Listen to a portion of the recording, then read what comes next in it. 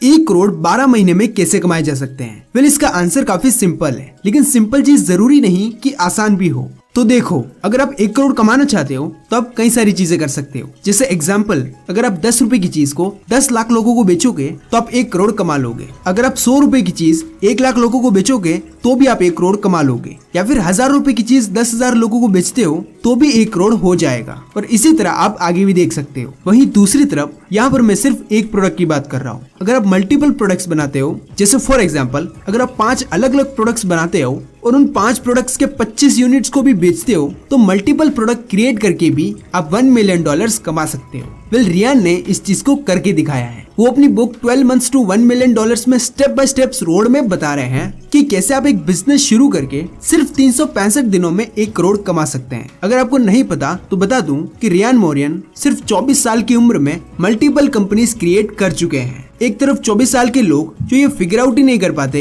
कि उन्हें लाइफ में करना क्या है, वहीं दूसरी तरफ रियान इस उम्र में मिलियनर बन चुके थे। उनके 2 सक्सेसफुल स्टार्टअप्स को उन्होंने मिलियंस ऑफ डॉलर्स में सेल भी कर लिया था, जिससे वो एक अच्छी लाइफ जी रहे थे। और ये सारी चीजें इस उम्र में करने की जो टेक्निक और स्ट्रेटजीज हैं वो रियान ने अपनी इस बुक में बताई है। तो रियान ने जब अपना पहला बिजनेस वेंचर जेन एक्टिव स्पोर्ट्स शुरू किया था तो वहाँ पर वो योगा मैट्स, टॉवल्स और बहुत सारी चीजें सेल करते थे। और ये एक फिजिकल बिजनेस था। और ये जो फिजिकल बिजनेस था ये एक तरह से एक लॉस मेकिंग बिजनेस था, क्योंकि उनको हमेशा इन्वेंट्री, एम्प्लॉयज की सैलरी और एडवर्टाइजमेंट पर काफी खर्चा करना पड़ रहा था, जिसकी वजह से उनके पैसे हमेशा खत्म हो जाते थे, जो उनकी काफी बड़ी गलती भी थी। उन्होंने बोला कि उनके पास बिजनेस करने का कोई स्ट्रक्चर या फिर स्ट्रेटेजी नहीं थी। वो बस अपने मन के हिसाब से चीजें करते जा रहे थे और ये उन्हें सबसे ज्यादा भारी पड़ रहा था। इनफैक्ट वो अपना सारा पैसा बिजनेस में इन्वेस्ट कर देते थे, जिसके बाद उनके पास रेंट भरने के भी पैसे नहीं होते थे। और इसी वजह से कई बार उन्हें अपने फ्रेंड के घर पे भी रहना पड़ता था। लेकिन फिर उन्होंने कुछ इंटरेस्टिंग किया। उन्होंने अपने जेन एक्टिव स्पोर्ट को फंड करने के लिए फ्रीडम फास्टलैंड नाम का एक पॉडकास्ट शुरू किया, जहां वो बड़े बड़े पर्सनालिटीज जो बिजनेस के डोमेन में अच्छा पैसा कमा रहे थे, कई सारे बिजनेस सक्सेसफुली रन कर रहे थे, उन्होंने उन लोगों को अपने पॉडकास्ट में होस्ट करना शुरू किया। और इसी तरह ऐसे कई सारे इन्फ्लुएंशियल पर्सनालिटी से विजडम गेन करने के बाद उन्होंने अपने जेन एक्टिव स्पोर्ट को Amazon पर लॉन्च किया, जिसके बाद उन्होंने अच्छे लोगों से सीखकर सिस्टम और प्रोसेसेस बनाए। और इसी चीज ने फिर उनके लॉस मेकिंग बिजनेस को प्रॉफिटेबल भी बनाया। और कंपनी के $1 मिलियन के रेवेन्यू को हिट करने से पहले ही एक बहुत ही बड़ी प्राइवेट फर्म ने रियान को पैसे देकर इस कंपनी को एक्वायर कर लिया। और यहीं से उनकी जो मिलियनर बनने की जर्नी थी वो शुरू हो गई। जेन एक्टिव स्पोर्ट को सेल आउट करने के बाद उन्होंने अपनी सेकंड स्पोर्ट और न्यूट्रिशन कंपनी शुरू की, जिसमें वो प्री वर्कआउट सेल करते थे। अब इस बिजनेस को भी ग्रो करने के लिए उन्होंने इसे भी एक बड़े प्राइवेट फर्म को बेच दिया। अब यहाँ पर सीखने वाली चीज ये है कि रियान ने कौन सी ऐसी बिजनेस स्ट्रेटेजी सीखी और उन्हें अप्लाई किया, जिससे वो इतने सारे बिजनेसेस खड़े कर पा रहे थे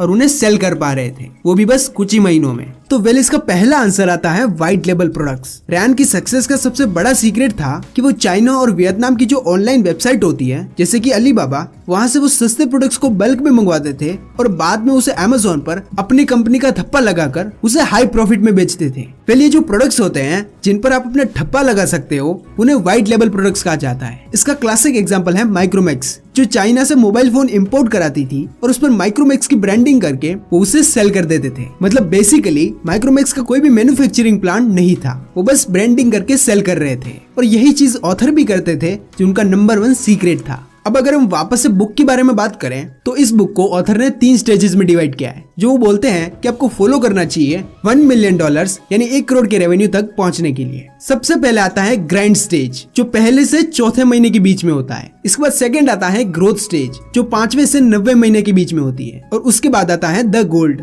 जो 10वें से 12वें महीने के बीच में होता है। अब अगर आपको इन तीनों स्टेजेस से गुजरना है तो आपको खुद से ये सवाल पूछना है कि what product should I sell, और इसे आप ग्राइंड स्टेज भी बोल सकते हो। नाउ यहाँ पर वो पॉल मिलर के बारे में बताते हैं। पॉल मिलर एक सक्सेसफुल बिजनेसमैन थे, जिन्हें रात को नींद नहीं आती थी, इसीलिए वो हेडफोन लगाकर रात भर पॉडकास्ट सुनते थे, जिसे सुनते सुनते कई बार वो सो जाते थे। लेकिन फिर उन्होंने ये चीज रियलाइज किया कि सोते समय हेडफोन का यूज करना थोड़ा अनकंफर्टेबल फील होता है और कई बार हेडफोन की क्वालिटी भी इतनी अच्छी नहीं होती थी। और फिर उन्हें ये आइडिया आया कि हेडफोन को और भी बेटर बनाया जाए, इसीलिए फिर उन्होंने कुछ क्वांटिटीज में हेडफोन मंगवाए। हेडफोन्स को एक्सपेरिमेंट कर करके और भी बेटर बनाया, ताकि अगर आपको सोते हुए भी म्यूजिक या फिर पॉडकास्ट सुनना हो तो आप कंफर्टेबली उसे सुन सको बिना कोई प्रॉब्लम के। और फिर यहीं से जन्म हुआ कोजी फोन नाम के स्लीपिंग हेडफोन फोन का, जो फिर उन्होंने Amazon पर सेल करना शुरू किया। और गैस व्हाट, ये चीज लोगों को इतनी पसंद आई कि बाद में ये बेस्ट सेलिंग प्रोडक्ट बन गया। Amazon पर आकर उन्होंने कोजी फोन्स को काफी बड़ी क्वांटिटीज में सेल करना शुरू किया और फिर 4 साल में उन्होंने कोजी फोन को 6 मिलियन के रेवेन्यू तक पहुंचाया।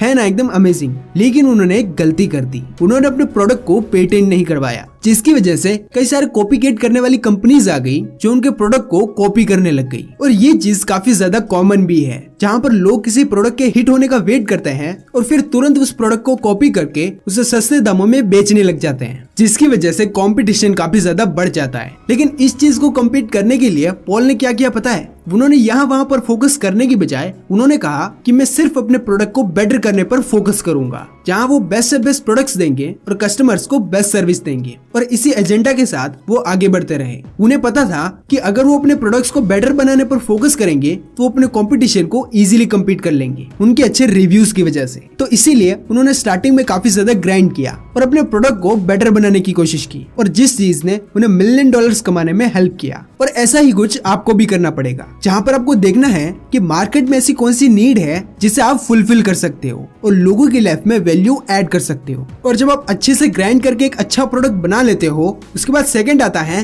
Create a series of products and make 25 sales per day, जिसे हम ग्रोथ स्टेज भी कहते हैं। एक बार जब आपका एक प्रोडक्ट बन जाता है, उसके बाद आपको मल्टीपल प्रोडक्ट्स पर फोकस करना है। और इसके लिए ऑथर ऑब्री मार्कस का एग्जांपल देते हैं, जो कि एक हसलर थे। उन्होंने कई सारे मल्टीपल वेंचर्स शुरू किए थे। उनका जो पहला वेंचर था टॉयज एंड सप्लीमेंट्स का, उसमें उन्हें जरा भी सक्सेस नहीं मिली थी। But going back to time, Aubrey बोलते हैं कि मैं उस टाइम पर रेडी ही नहीं था। उस टाइम पर मेरे पास इतनी नॉलेज भी नहीं थी और मैं बहुत ज्यादा लैग कर रहा था, और उसी फेलियर ने मुझे काफी सारी चीजें सिखाई। और ये 3 चीजें हैं जो मैंने अपने फेलियर से सीखी हैं। प्रोडक्ट क्रिएट कैसे किया जाता है, उसे सेल कैसे किया जाता है, और प्रोडक्ट की एडवर्टाइजिंग कैसे की जाती है। और इस प्रोसेस में उन्होंने काफी सारे लोगों से नेटवर्क भी किया, और नेटवर्किंग करते करते उनकी मुलाकात दुनिया के नंबर 1 पॉडकास्टर मिस्टर जो रोगन से हुई, जो ने ओब्रियो को अपने इस पॉडकास्ट में इनवाइट किया। और बातों ही बातों में ओब्रियो ने अपने प्रोडक्ट्स को पॉडकास्ट में प्रमोट कर दिया। जैसे जॉ ने उन्हें पूछा कि व्हाट आर यू इनटू, तो ओब्रियो ने कहा कि I am into nootropics. Nootropics basically एक सप्लीमेंट है जो आपकी ब्रेन पावर, मेमोरी और फोकस को इम्प्रूव करता है। और इसी पॉडकास्ट में ओब्रियो ने ये भी कह दिया कि मैं दुनिया का सबसे अच्छा नूट्रोपिक्स बना सकता हूँ, और ये मैं बना के भी दिखाऊंगा। तो उसी टाइम पर जो ने ओब्रियो से ये प्रॉमिस लिया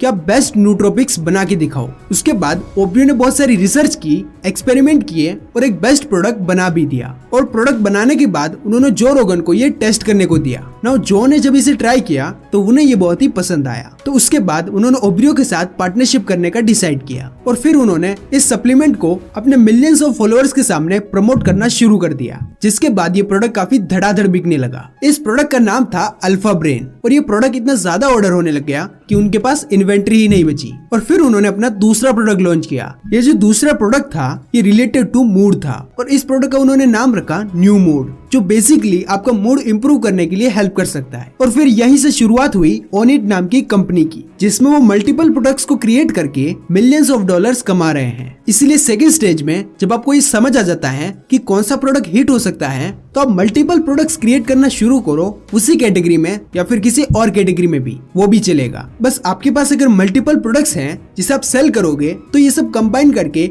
आपको काफी अच्छा रेवेन्यू दे सकते हैं। इन्हीं चीजों पर आपको फोकस करना है 5वें से 90 महीने तक। और इसके बाद आता है लास्ट स्टेज, जिसे हम कहते हैं द गोल्ड स्टेज, जहाँ पर आप यूज कर सकते हो एडवर्टाइजमेंट का। इस स्टेज में आपको प्रोडक्ट को मार्केट और एडवर्टाइज करने पर फोकस करना चाहिए। इसमें आपको गूगल एड्स, फेसबुक एड्स या फिर किसी इन्फ्लुएंसर को पे करके अपने प्रोडक्ट को जितना हो सके उतना प्रमोट करवाना चाहिए, ताकि उसकी ज्यादा से ज्यादा मार्केटिंग हो सके और वो मिलियंस ऑफ कस्टमर्स तक पहुंच सके। यहाँ पर आपकी क्रेडिबिलिटी भी स्टैब्लिश हो जाती है। ये प्रोसेस आपको थोड़ा कॉस्टली लगेगा और इसमें आपको बार बार री इन्वेस्ट भी करना पड़ेगा, ताकि आप उसे बड़े स्केल पर लेके जा सको और ज्यादा पैसे कमा सको। अब अगर आपने स्टार्टिंग की स्टेज में अच्छे से ग्राइंड किया है, अच्छा प्रोडक्ट बनाया है, तो इस स्टेज में आपको काफी अच्छे रिवॉर्ड भी मिलेंगे। और इसी के साथ आपको 2 और चीजें करनी है, जो 4th पॉइंट है, tweaking your product for 1 year. Try fitness के ओनर जेरेमिया किंगमैन ने Amazon पर अपना प्रोडक्ट रजिस्टर करके उसे लिस्ट कर दिया था। ये एक सेलफोन आर्म बैंड प्रोडक्ट था जो उन्होंने चाइना से व्हाइट लेबल किया था। फर्स्ट बैच के लिए सिर्फ उन्होंने 400 प्रोडक्ट्स को इंपोर्ट कराया था, क्योंकि उन्हें ये चेक करना था कि इस प्रोडक्ट को सेल कर भी सकते हैं या फिर नहीं। और कस्टमर रिव्यूज सबसे ज्यादा इंपॉर्टेंट होते हैं, इसीलिए उन्होंने सिर्फ कुछ ही प्रोडक्ट्स को इंपोर्ट कराया। फिर कस्टमर्स के आउटपुट लिए और उसी हिसाब से चेंजेस कराए। जैसे फॉर एग्जांपल, पहले बैच में कस्टमर्स को आम काफी ज्यादा छोटे लग रहे थे, वहीं दूसरे बैच में आर्म बैंड का साइज काफी बड़ा दिया था। लेकिन फिर ऐसे ही चेंजेस करते करते उन्होंने एक ऐसा आर्म बैंड बना लिया जो कस्टमर पहनकर काफी खुश थे। और इसी तरह से जो ट्राई फिटनेस के आर्म बैंड थे वो मार्केट में एक यूनिक प्रोडक्ट बन गया। आर्म बैंड से सिर्फ 3 महीने में उन्होंने 25 सेल्स पर डे के टारगेट को अचीव कर लिया। और ये कैसे हुआ? जस्ट बिकॉज उन्होंने अपने पार्टनर के साथ मिलके अपने प्रोडक्ट्स को इम्प्रूव किया और साल के एंड में अपने कॉम्पिटिटर्स के मुकाबले 4% पॉजिटिव रिव्यूज ले लिए, जिसने पूरा गेम ही बदल दिया। इसीलिए ऑथर कहते हैं आपको इनिशियल डेज पर काफी ज्यादा प्रॉब्लम्स आएगी, बहुत डीप रिसर्च करना, नॉलेज एक्वायर करना, ये चीजें होती रहेगी, लेकिन आपको बस वो मैजिक नंबर याद रखना है जो है 25 सेल्स पर डे।